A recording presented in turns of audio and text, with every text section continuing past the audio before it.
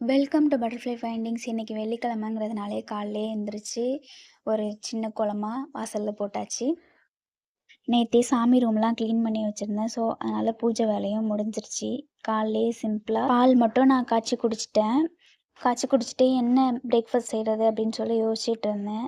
சரி டக்குன்னு சப்பாத்தி செஞ்சுருவோன்னு சொல்லி, சப்பாத்தி மாவு பெனஞ்சு ஒரு 1/2 அன் ஹவர் போல ஊற வச்சிருந்தேன். ஊற வச்சுட்டு டக்கு டக்குன்னு காலையிலே சப்பாத்தியும் சுட்டு எடுத்தாச்சு.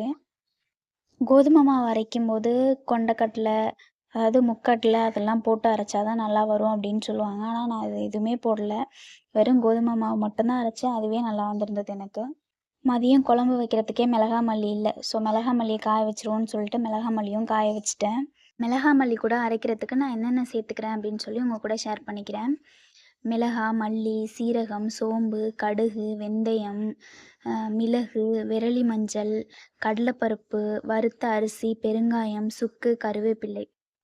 மிளகாய் 1/2 கிலோ, மல்லி 1/2 கிலோ, மத்த ஐட்டம் எல்லாம் 100, 100 கிராம் போட்டுப்பேன். வெந்தயம் மட்டும் 50 போட்டுப்பேன்.